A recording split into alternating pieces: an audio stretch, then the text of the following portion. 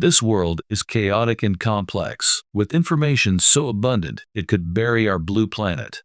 To achieve instant fame, one must rack their brains and think outside the box. This holds for politicians, and why should artists be any different? Christopher Williams is a British writer and illustrator. Were it not for his innovative gimmick, I doubt many would remember his work Masquerade. In the 1970s, Thomas Maschler of Jonathan Cape Publishers in Britain presented Williams with a challenge. Create a book readers wouldn't discard after finishing, one they could revisit repeatedly. Williams responded to Maschler's challenge with a method that today might seem somewhat opportunistic. He fashioned a pendant shaped like a hair from 18-karat gold containing 75% purity and jewels, sealing it within a ceramic coffin designed to evade metal detectors. Engraved upon the coffin were the words, "I am the keeper of the jewel of Masquerade, which lies waiting safe inside me for you or eternity." He illustrated the book Masquerade, comprising 15 paintings. The story follows a hare named Jack Hare, who carries the treasure from the moon to the sun. Upon reaching the sun, however, Hare discovers the jewel has vanished. Readers could uncover the treasure's hiding place by using clues within the book. Whoever found it first would claim the jewel. On August 7, 1979, Williams secretly buried Jack Hare treasure in the presence of British television presenter and writer Arthur Gascoigne. A global treasure hunt ensued, lasting over 2 years until its eventual discovery. This successful marketing campaign turned the book into a publishing legend.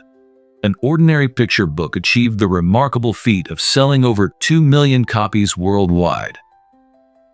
Economists have a more concise story to illustrate what a market economy is. Suppose Jack Hare treasure were publicly placed in Ampthill Park, the very location where Williams buried Jack Hare treasure. Then, everyone is told in advance to gather at the park entrance on a designated day. When the starting gun fires, it's every man for himself. Whoever reaches the treasure site first and gets their hands on Jack Hare treasure gets to keep it. Would you participate in this treasure hunt?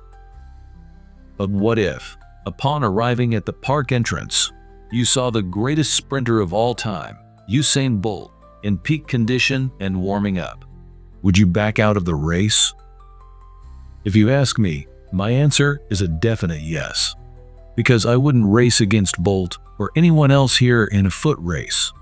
I can ride bikes, motorcycles, pilot a drone, or practice skydiving to drop from the sky.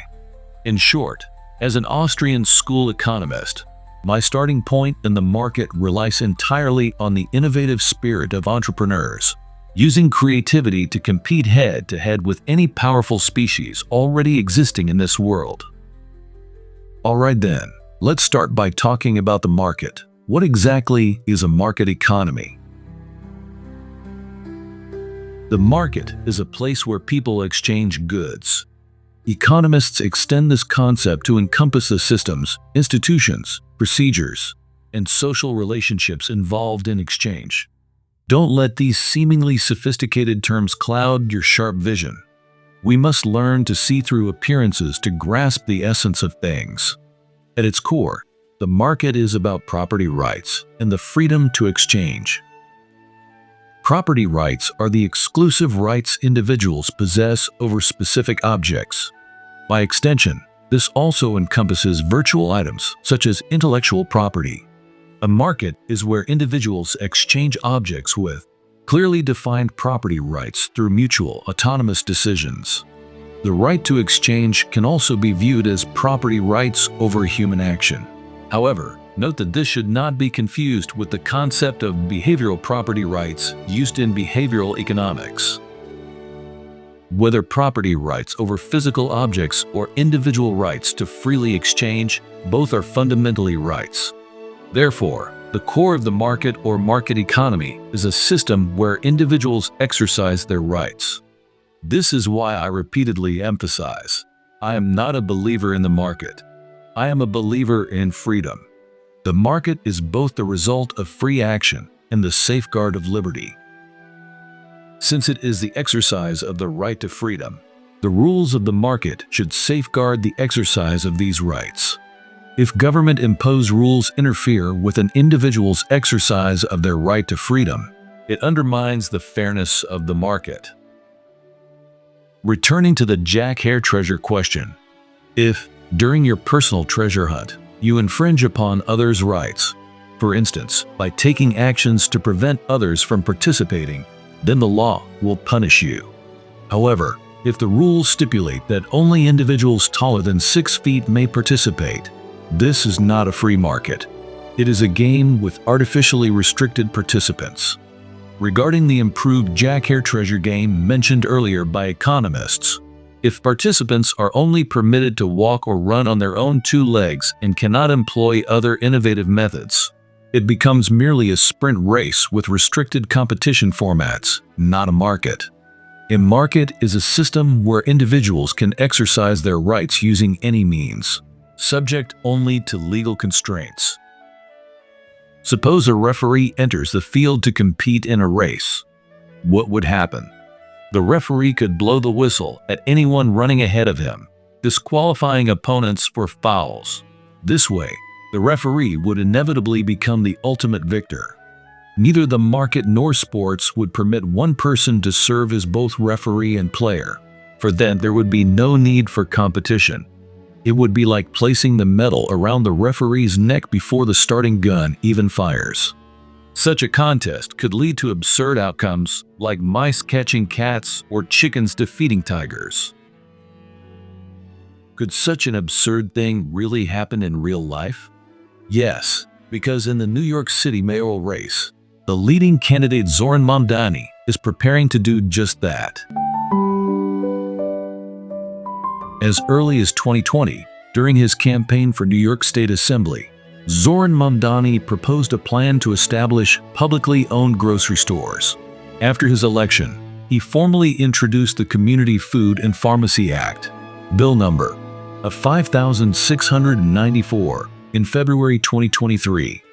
During his 2025 campaign for New York City mayor, Mamdani again positioned city-owned grocery stores as a solution to the city's cost of living crisis, making it one of his core campaign pledges. The government's opening of grocery stores is like the referee joining the game. Of course, running in the market always comes with costs. The government isn't a production unit. The referee's income comes from taxes. Mamdani blows another beautiful bubble here. He promises not to raise taxes, but instead to fund his venture by cutting tax breaks New York City provides to subsidize private supermarkets. This primarily refers to funds allocated through the city's food retail expansion to support health program, which offers property tax relief, sales tax exemptions, and zoning permit expeditions. Mamdani proposes withdrawing these subsidies to finance his grocery stores. Observe, the referee hasn't even entered the field yet, but is already blowing the whistle to take away the competitor's subsidies. Setting aside the question of whether these government subsidies are justified, the elimination of subsidies for private enterprises will inevitably shift costs onto consumers, further driving up prices. Before Mamdani's grocery stores even open, New York City's cost of living crisis will intensify. So once Mamdani's grocery stores open, will costs decrease?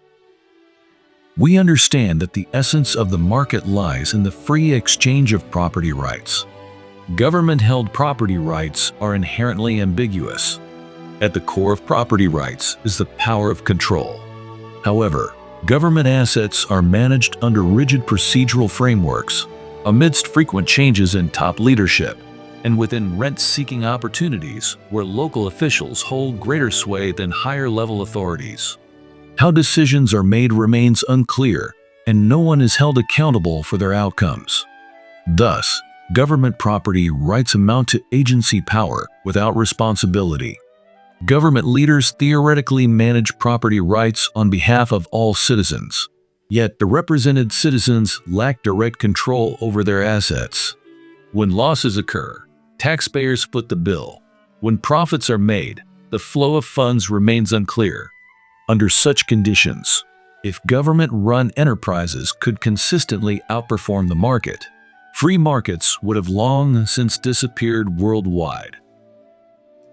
All state-owned and state-run industries worldwide operate under the referee's whistle, penalizing leading athletes by ejecting them from the field. Then, on a competition-free playing field, the referee orchestrates a tax-shifting contest, using taxpayers' money as capital to stage a game of fake profits. If such a contest could enrich the people, then only one country would remain in the world: North Korea. In the American TV series Modern Family, Luke Dunphy sells snacks and drinks from his home to make money. His father, Phil Dunphy, is initially bursting with pride, convinced his youngest son has demonstrated remarkable business acumen at such a young age. He excitedly dubs him Rockefeller Luke.